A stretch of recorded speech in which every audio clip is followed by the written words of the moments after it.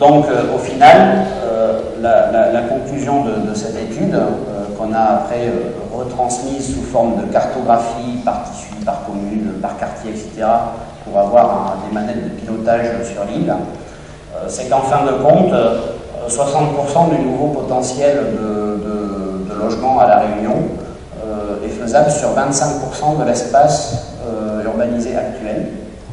Encore une fois, ce ne sont pas forcément les espaces les moins denses, ce sont les espaces les plus faciles à consolider. Voilà.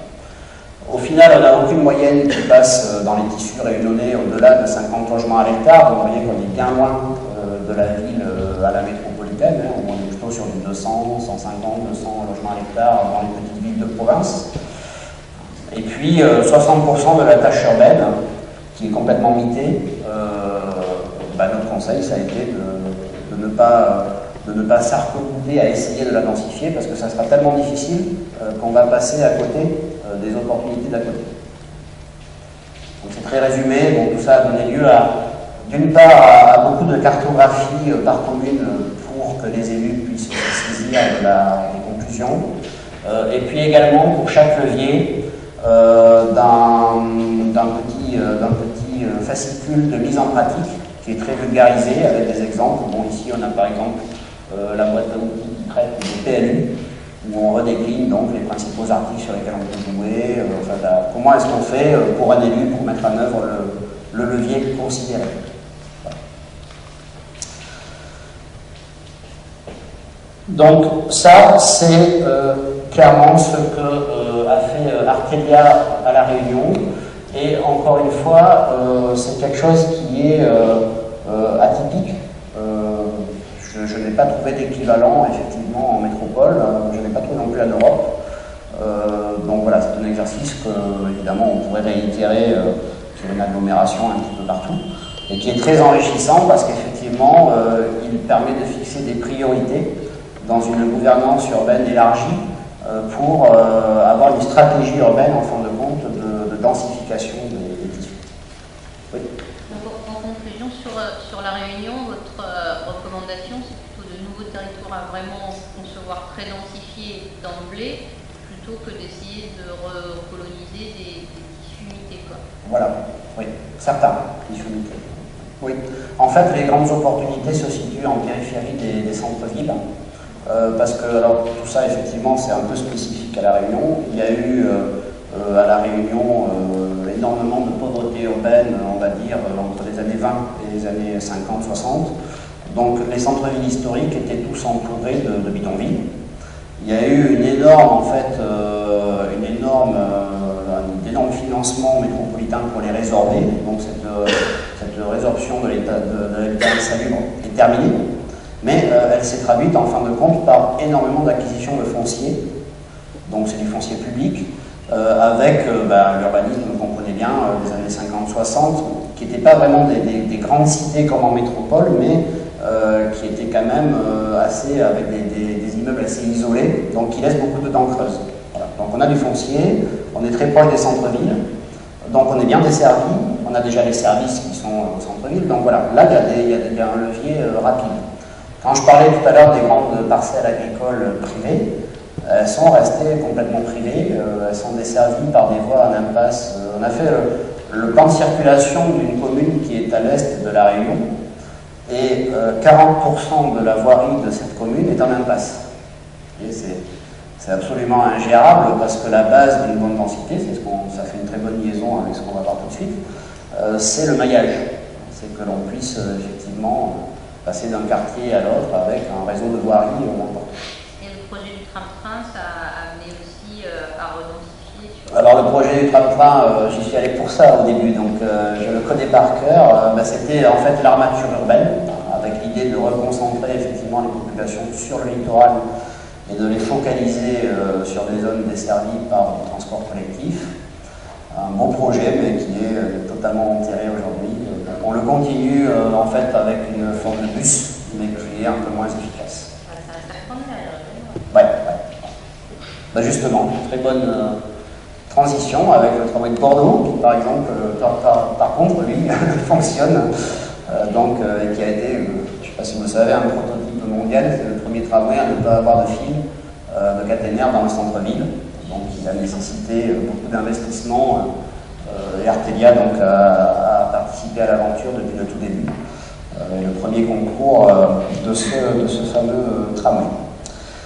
Alors maintenant, on va aborder un chapitre qui pourrait me prendre toute la soirée, même plusieurs jours, et que je vais synthétiser en 10 minutes. Voilà, donc je vais essayer en tout cas.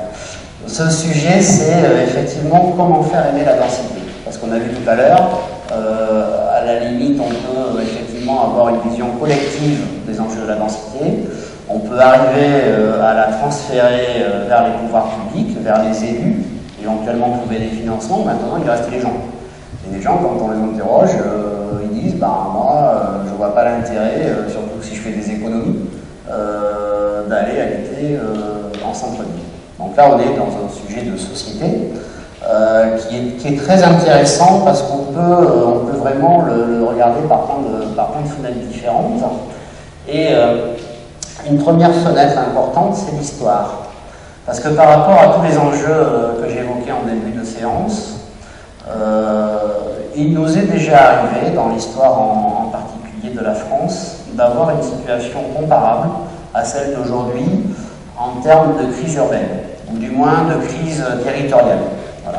Donc cette situation la plus emblématique, c'est l'histoire par exemple des Bastides dans le sud-ouest, qui ont été bâties entre 1200 et 1350. Donc ces Bastides, en fin de compte, ont été décidées au début par les comtes de Toulouse, avec un constat, c'est qu'en fin de compte, on a été dans une grosse croissance démographique. Il y avait eu plus de 20 ans de paix, donc ça s'était jamais vu.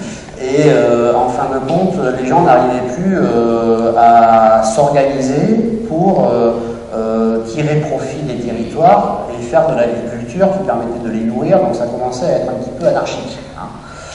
Il y avait aussi un autre enjeu, c'est que toute cette région du sud-ouest était en guerre des deux côtés. L'Aquitaine était anglaise et on terminait la croisade contre les Albigeois, les Cathares à l'est, donc qui a été la seule croisade réussie puisqu'on a complètement éradiqué effectivement jusqu'au dernier Cathare et même toute la religion qui allait avec.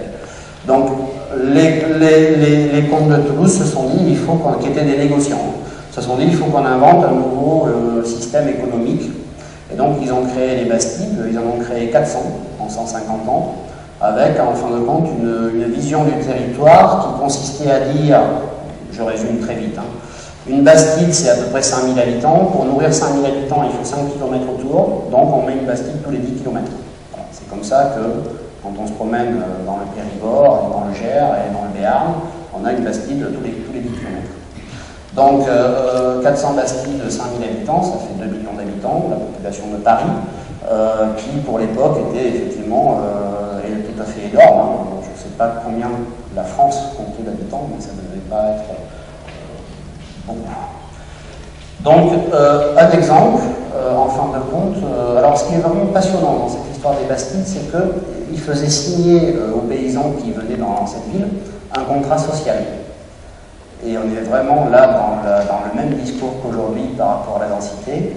Ce contrat social, c'était effectivement d'abandonner sa vie de paysan et de devenir entre guillemets commerçant, donc de rentrer dans une ville qui avait poussé donc, tous les enjeux religieux sur le côté, les églises sont toujours fondues dans le tissu urbain, et qui avait mis au milieu la halle. L'enjeu était clairement de faire du commerce, et les gens ont signé un pacte, ils changeaient de vie. Ils acceptaient de payer des impôts, ils acceptaient d'avoir un maire, l'équivalent du maire à l'époque, et ils ont même développé tout un langage urbain qu'on a perdu, comme les embrones, qui étaient les voies piétonnes, les chériales, qui étaient les voies réservées aux chariots, etc., etc. Donc une richesse, en fin de compte, très importante à cette époque-là, on a construit également, à peu près dans la même époque, en France, 80 cathédrales, 500 églises, 30 000 églises paroissiales, donc c'était la Chine en fait d'aujourd'hui. Alors après, beaucoup plus près de nous, il y a Haussmann. Donc Haussmann, tout le monde le connaît, peu de gens quand même connaissent les chiffres. Donc Haussmann a détruit 120 000 logements, il en a reconstruit 320 000 à peu près, en construisant 34 000 immeubles. Et donc il en a profité pour redesigner complètement une ville moyenâgeuse, avec tout ce qu'on aujourd'hui, des points intraitables comme la forme que devaient avoir les coins de rue, le maillage urbain, la classification en 3 types de voies, etc., etc. On pourrait évidemment faire une conférence aussi sur Haussmann. Donc il y a des exemples quand même dans l'histoire où on a pris à bras le corps cette question de la densité urbaine, de la façon dont on pourrait l'aimer, et où on est allé jusqu'au bout de la démarche. Voilà, c'est vraiment ça le défi qu'on a aussi aujourd'hui, avec un petit peu les urgences qu'on a vues tout à l'heure, mais avec aussi des moyens qu'on n'a jamais vus auparavant. Alors, un deuxième point, là je vous donne quelques clichés sur ce thème de la densité souhaitée. Un deuxième point important, c'est la densité perçue, la densité vécue. En fin de compte, quand on interroge les gens, ils disent jamais moi je suis dans un milieu dense ou pas, ils le disent jamais très clairement. Et par exemple, si on regarde ces deux villes, je ne sais pas si vous les reconnaissez, on pourrait dire, bon voilà, donc à gauche, alors je vais le dire par oral pour nos amis qui écouteront la radio et qui n'auront pas l'image. Donc à gauche, on a effectivement une ville qui paraît très dense, avec beaucoup d'immeubles, etc. Bon. Et puis à droite, une ville très aérée, grande perspective, beaucoup d'arbres, etc. Voilà. Alors déjà, est-ce que vous reconnaissez ces deux villes? Oui. Alors à droite, voilà, c'est Paris, et à gauche c'est Tokyo, le centre de Tokyo. Alors, deuxième question, quelle est la plus dense? Moi, je vous ai donné quelques pistes, hein, voilà, Paris. Paris. Donc, effectivement, Paris est presque au double de densité que Tokyo. Alors, on a pris le centre-ville de Tokyo parce que c'est la même superficie que Paris intramuros. Donc, voilà un exemple très concret, en fin de compte, de la façon dont il faut se méfier quand les gens parlent de leur densité. Et grosso modo, ce que l'on constate, c'est que les milieux les plus denses sont souvent les plus aimés par les gens. Il y a une limite, je vous l'ai dit tout à l'heure, quand on passe 600 logements à l'hectare, des densités brutes de l'ordre de 3-4, on commence à venir dans des densités vraiment un peu lourdes et les gens se plaignent à juste raison. Par contre, on a aussi toute une gamme de personnes qui sont persuadées qu'ils vivent dans des milieux très denses et qui en fait sont dans la gamme plutôt située entre 50 logements à l'hectare, 100 logements à l'hectare. Et là, on trouve toutes les cités. Les cités qui dépassent 100 logements à l'hectare sont très rares à l'échelle du grand territoire. En voilà une. Donc c'est la Rouvière à Marseille. Donc cette cité-là, qui est une des plus denses de France, compte 110 logements à l'hectare au total, si on prend l'ensemble de son périmètre. Donc elle n'est pas dense. Donc c'est toujours très difficile à expliquer parce qu'on se dit quand même, il y a quand même un impact sur le paysage certain. Bon, c'est très lié en fin de compte à cet échec, oui, de l'urbanisme moderne.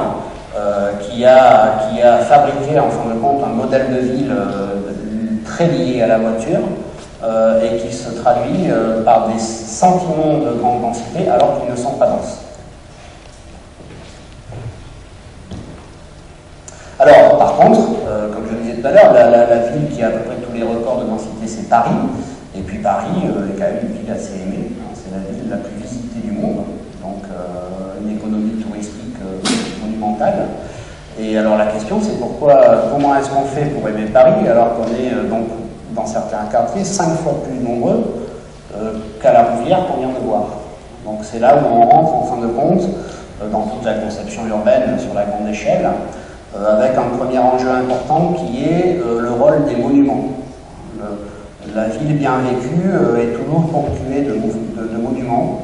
Alors la Tour Eiffel est évidemment très emblématique, c'est le plus gros monument du monde qui ne sert à rien, clairement vide. Les Parisiens sont les seules personnes au monde à savoir ce que représente 300 mètres de haut. Voilà, mais il y a tout un inconscient collectif par rapport à ce monument qui fait que, moi j'adore Paris et je pense qu'elle y contribue pas mal. Maintenant, quand on recense un petit peu toutes les façades, les petits monuments, les petits détails qui font que Paris n'est pas une ville fonctionnelle, mais qu'elle est peuplée d'une multitude de monuments, on en compte 92 000. Donc il y a vraiment une mise en scène parisienne du monument qui fait partie intégrante de sa qualité de vie. Un autre sujet très important, c'est qu'en général, les villes durables sont des villes touristiques. Ça, c'est à peu près vérifié partout dans le monde. Et ici, on a donc l'exemple de Bilbao, qui était une ville détestable, et qui, en tablant, en fin de compte, sur le loisir, sur le tourisme, et bon, principalement sur la culture, a réussi à retourner son image, et donc à devenir une ville très touristique. Tout le monde connaît le musée Guggenheim, ce que peu de gens connaissent, c'est tout l'aménagement de la ville qui est autour, qui fait l'ensemble des bordures du fleuve jusqu'à l'estuaire, et qui va même de l'autre côté dans la ville ancienne. Et voilà, Bilbao est rentré dans une dynamique complètement nouvelle sur l'enjeu du tourisme dans la ville. Voilà. On pourrait aussi développer ce thème. Aujourd'hui, en métropole par exemple, les mobilités, les déplacements les plus nombreux sont faits pour les loisirs. Donc on est dans un changement de société, dans un changement d'attraction de la ville qui est très lié au loisir.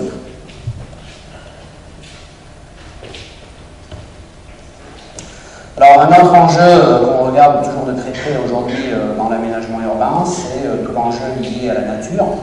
Ça donne même naissance à de nouveaux mots comme la naturbanité, qui est une demande maintenant assez récurrente dans les projets urbains, qui fait même l'objet de commandes spécifiques. On est en train de répondre à une demande de Bordeaux sur l'enjeu de la nature dans la ville. Donc c'est un sujet de plus en plus mis en évidence et d'ailleurs la déclaration de Vancouver dont je vous parlais tout à l'heure a institué en fin de compte la présence de la nature dans la ville comme un passage obligé pour la ville durable et pour la ville dense. C'est ce qu'ils ont réussi à Vancouver il y a 30 ans. Ils ont dit on réinstalle la nature dans la ville et c'est une ville qui est assez exemplaire pour la façon dont ils l'ont fait. Donc voilà, donc, du coup il y a ce nouveau métier qui apparaît de la naturbanité. À La Réunion, c'est assez intéressant parce qu'il y a ce que moi j'appelle l'urbanisme végétal qui a toujours accompagné la construction dans toutes les îles, à La Réunion aussi, qui est un débordement en fait du végétal des parcelles privées sur l'espace public. Donc voilà, tous ces enjeux liés au végétal sont évidemment aujourd'hui extrêmement regardés dans toutes ces villes. Et c'est pour ça qu'on a toute la profession des paysagistes, effectivement, qui est en train de s'étoffer et de grandir tous les jours. Alors en termes de mobilité, la grande nouveauté par rapport à la ville durable, qui est quand même assez récente, c'est qu'on remet le piéton au centre de la problématique. Aujourd'hui, dans les centres-villes, 40 à 50% des déplacements sont faits à pied. Donc on l'avait un petit peu oublié pendant 50 ans.